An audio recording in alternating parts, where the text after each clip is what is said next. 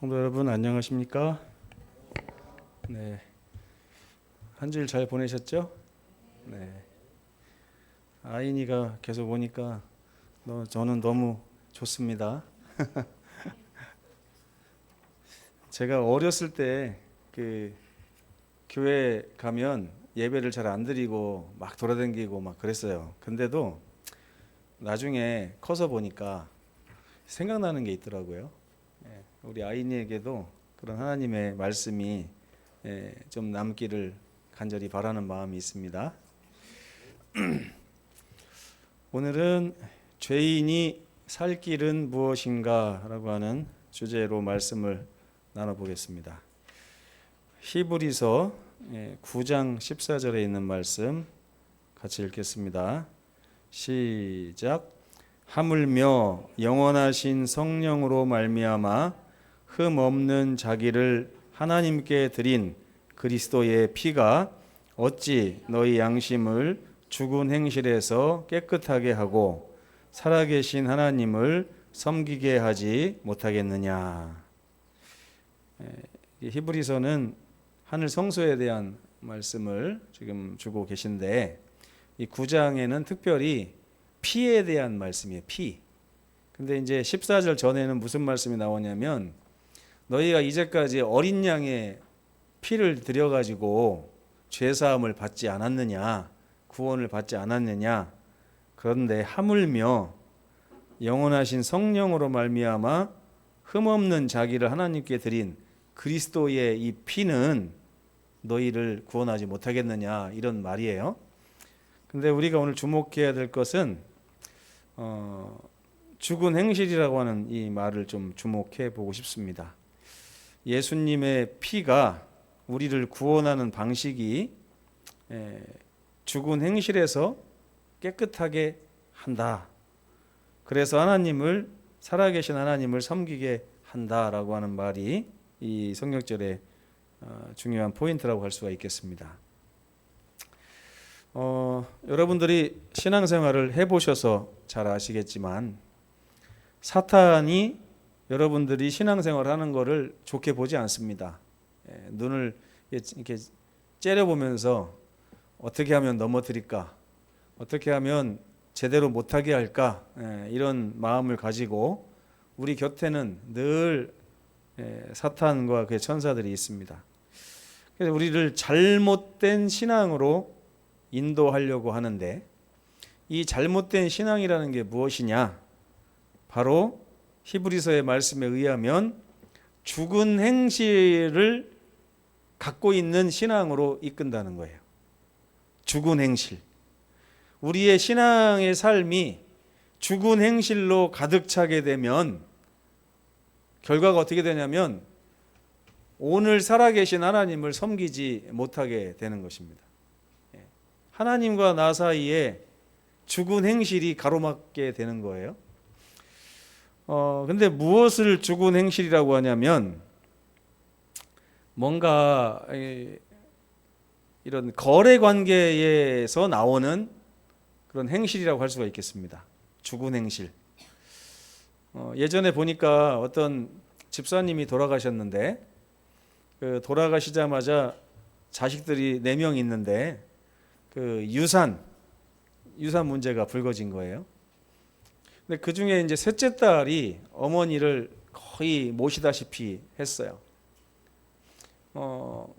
이제 누가 목소리가 커질까요? 셋째 딸이 목소리가 커지는 것입니다. 뭐 언니 오빠들, 뭐 동생, 너는 뭐 얼마나 여기 와봤어? 엄마 아플 때 얼마나 와봤어? 막 이런 얘기가 오가고, 나중에는 다른 이제 형제들이 뭐라고 해요?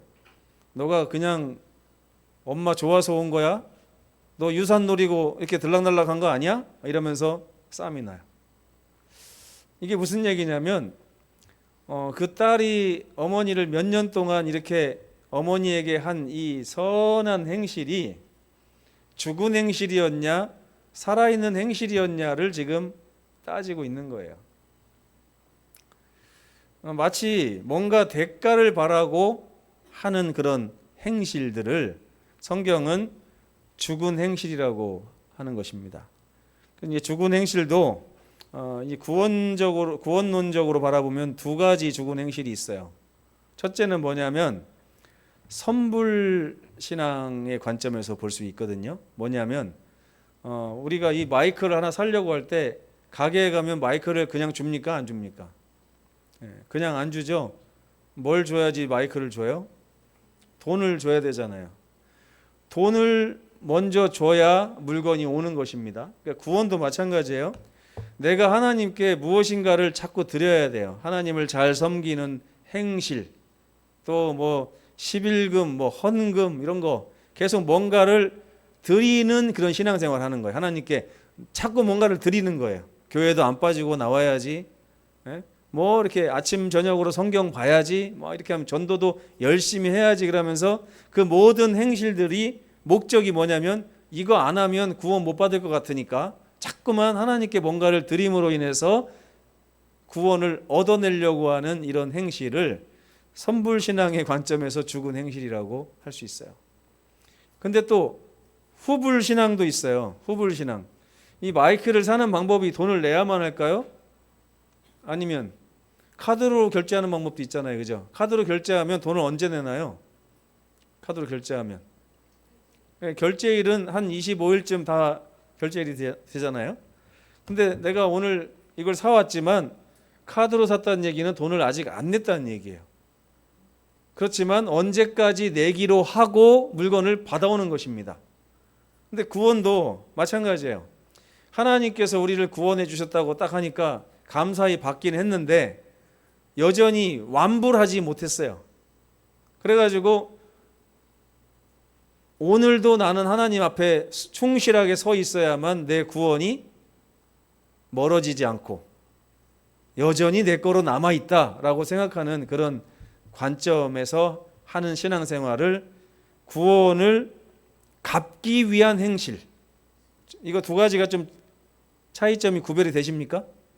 하나는 구원을 아직 못 받아가지고 받기 위해서 막 뭔가를 하는 행실이에요. 또 하나는 구원을 받기는 받았는데 잃어버리지 않기 위해서 막 하는 행실이에요. 어떤 게 더 행복할까요? 여러분, 자동차를 돈 주고 사는 게 행복해요? 아니면 할부로 사는 게 행복해요?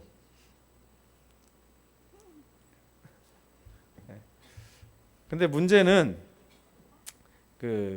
돈을 주고 살려고 보니까 돈이 없는 거예요. 그러면 돈이 없는 사람한테는 자동차가 내 거가 될 날이 옵니까? 안 옵니까? 안 오죠. 이 광주에 롤스로이스가 5대 정도 있다고 누가 그러대요. 인터넷 찾아보니까. 뭐 벤틀리도 한 열 몇 대가 있고 그렇다 하는데 이런 자동차들은 우리 눈에는 그냥 그림의 떡이에요. 내가 그걸 살 수도 없어요.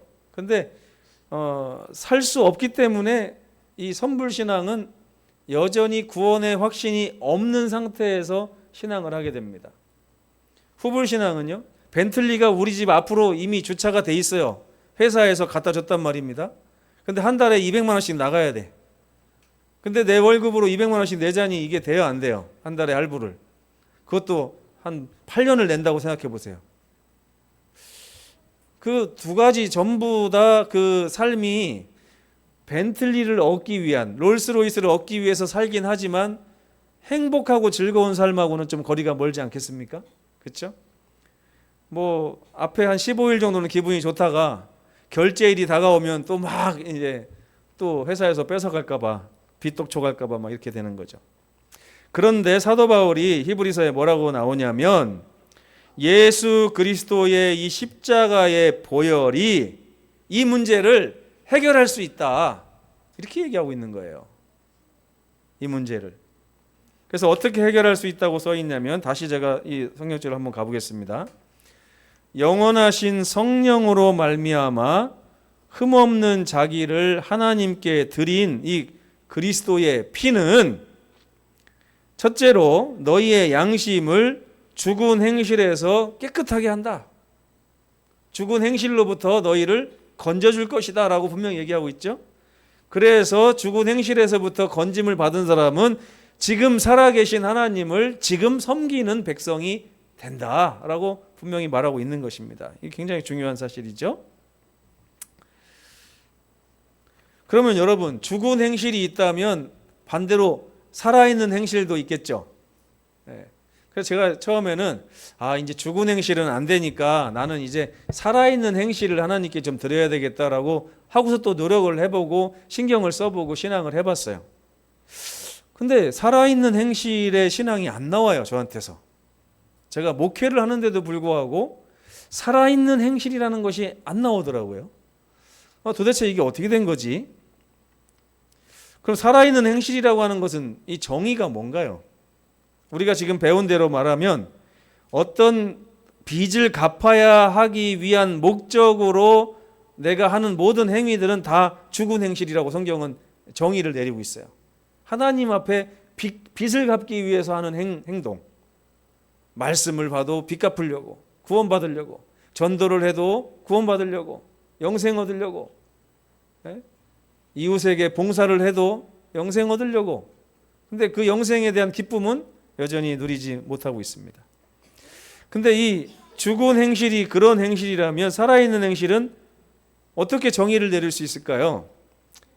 갚아야 할 빚이 없는 사람이 그 빚을 대신 갚아주신 분에 대해서 감사와 기쁨 가운데서 저절로 나오는 그런 어떤 행실을 살아있는 행실이라고 정의를 내릴 수 있지 않을까 이렇게 생각을 해봤어요. 그래서 제가 아주 목회를 하면서 10년 이상을 오랫동안 어떤 걸 가지고 고민했냐면 내가 구원을 얻으려고 하는 모든 행동들은 다 죽은 거니까 먼저 구원의 확신을 얻어야 되겠구나.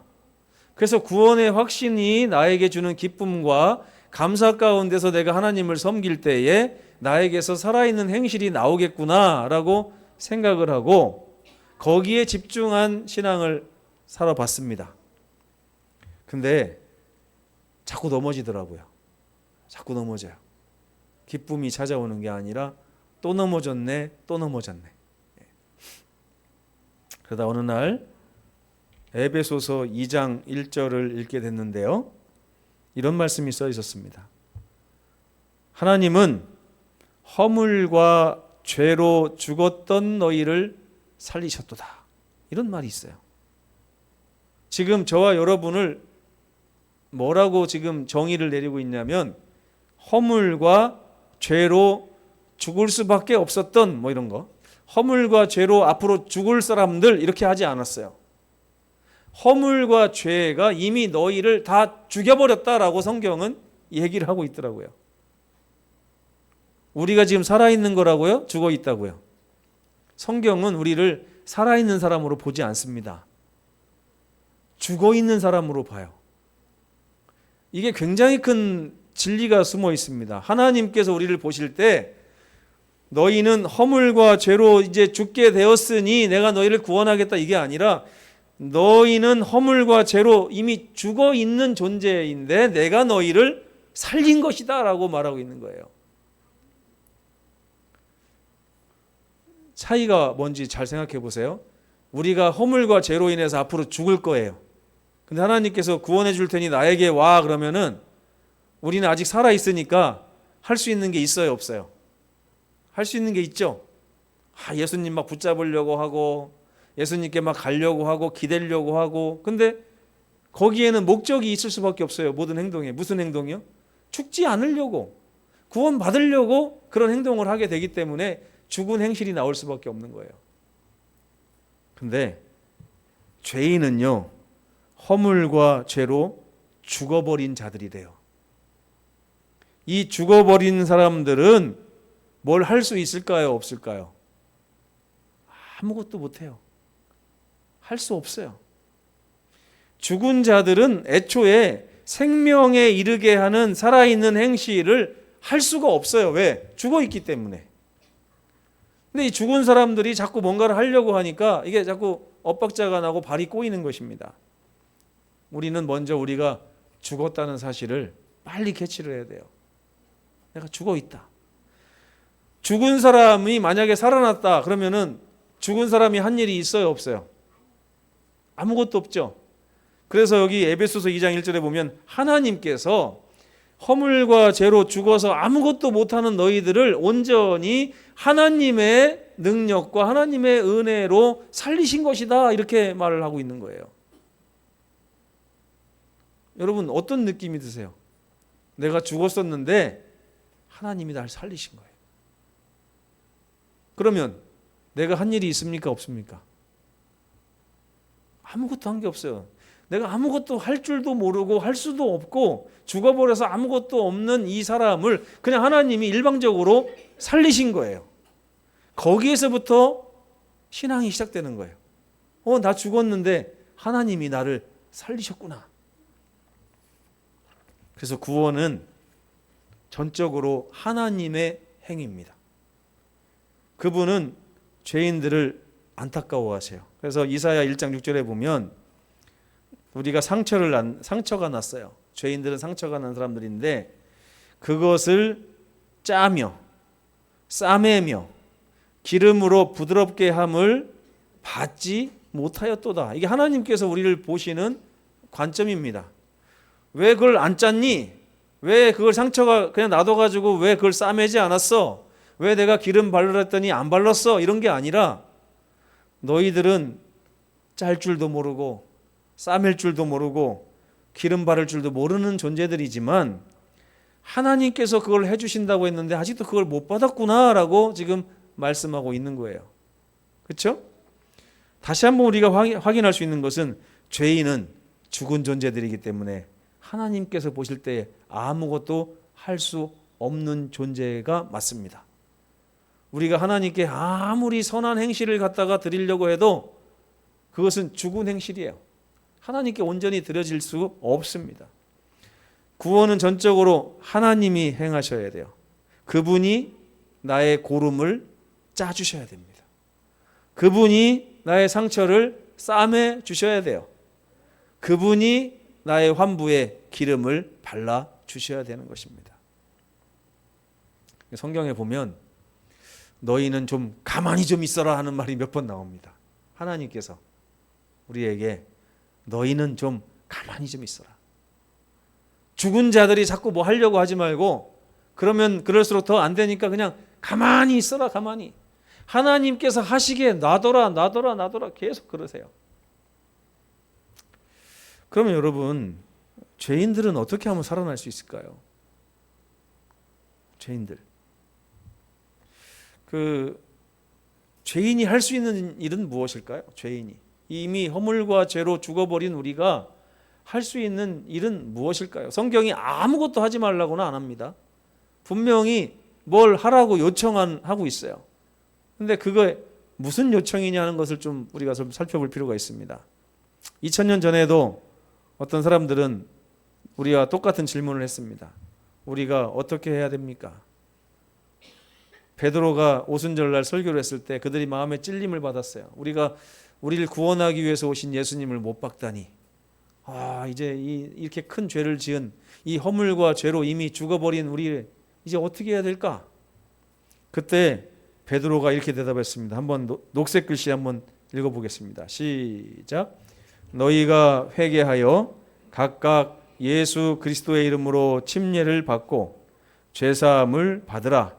그리하면 성령의 선물을 받으리니. 여기 지금 뭐라고 나오고 있어요?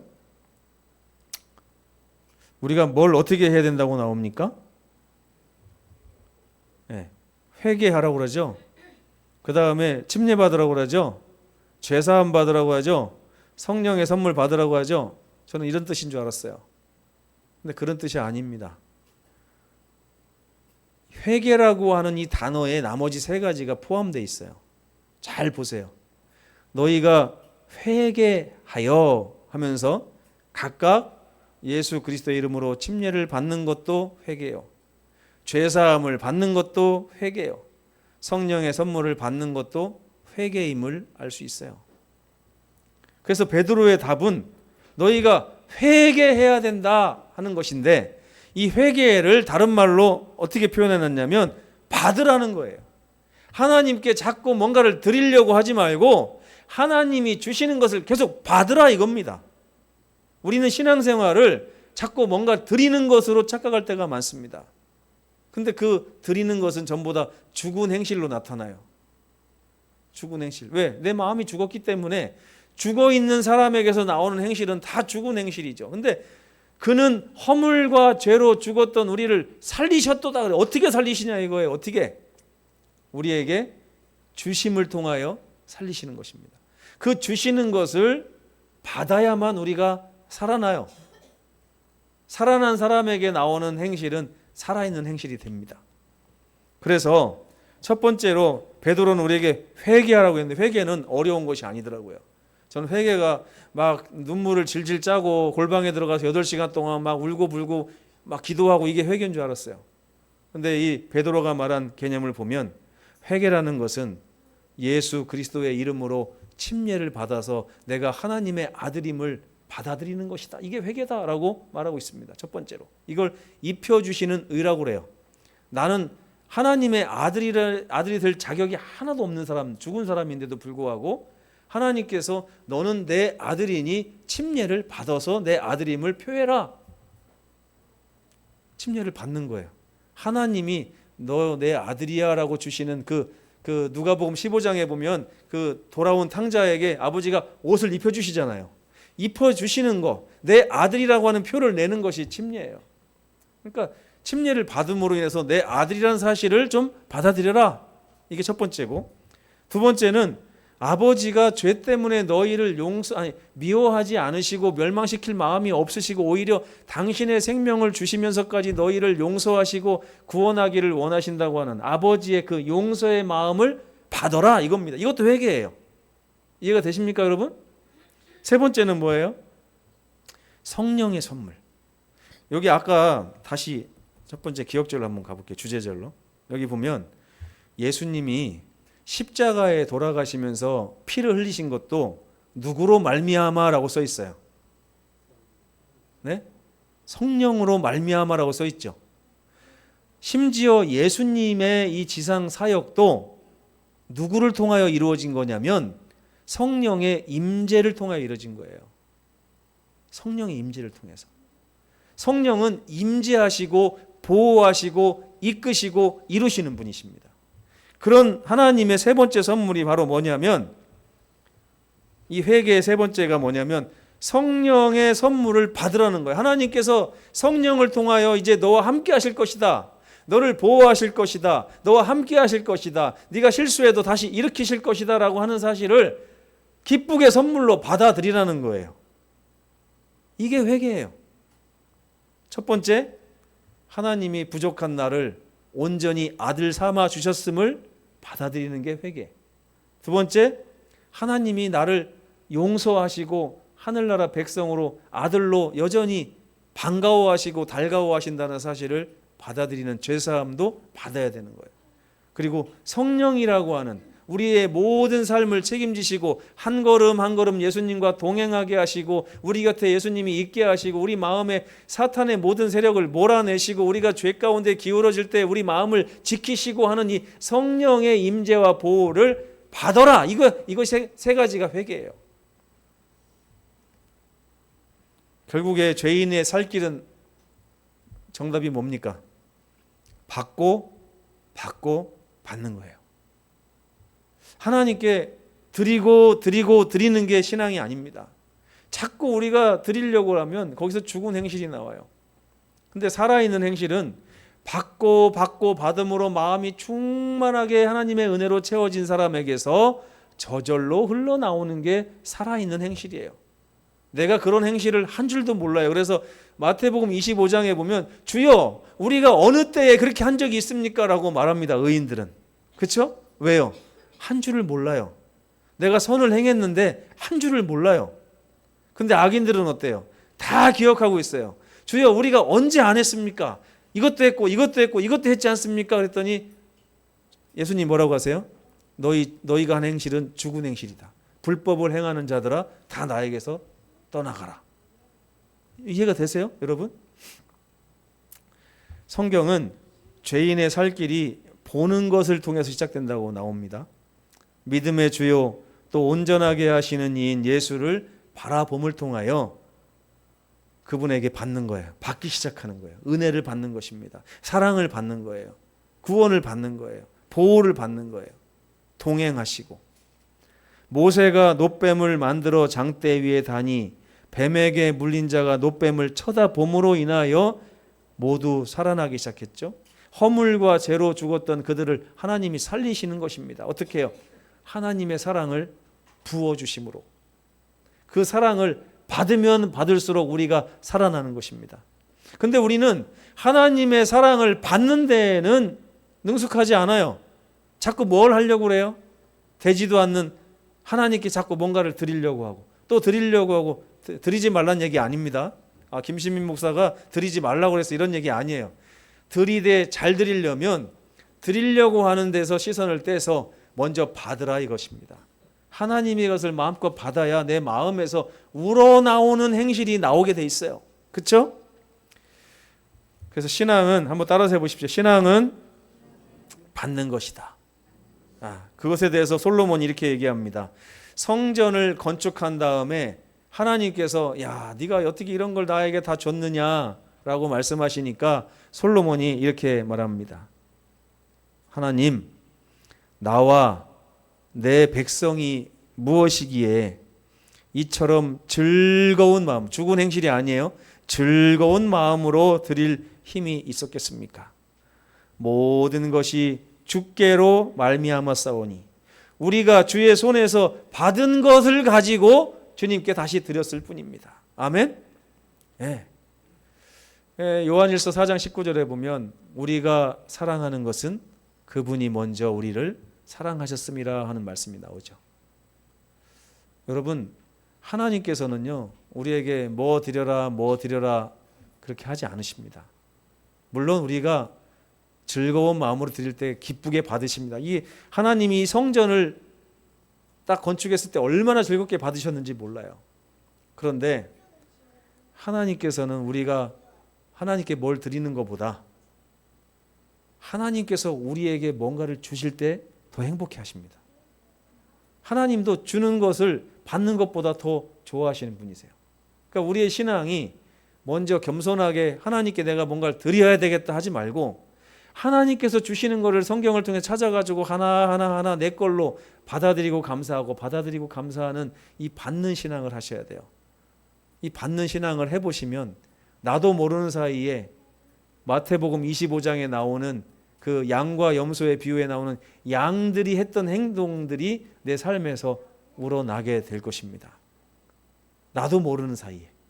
그런 신앙은 우리를 행복하게 하고 이 죄인을 비로소 살아나게 만듭니다. 죄인의 살 길은요 하나님께 드리는 것이 아니라 하나님께 매일매일 받아 누리며 감사하는 것입니다. 그런 삶이 우리 모든 성도들의 삶에 늘 함께 하시기를 간절히 바라면서 오늘 말씀을 마치겠습니다.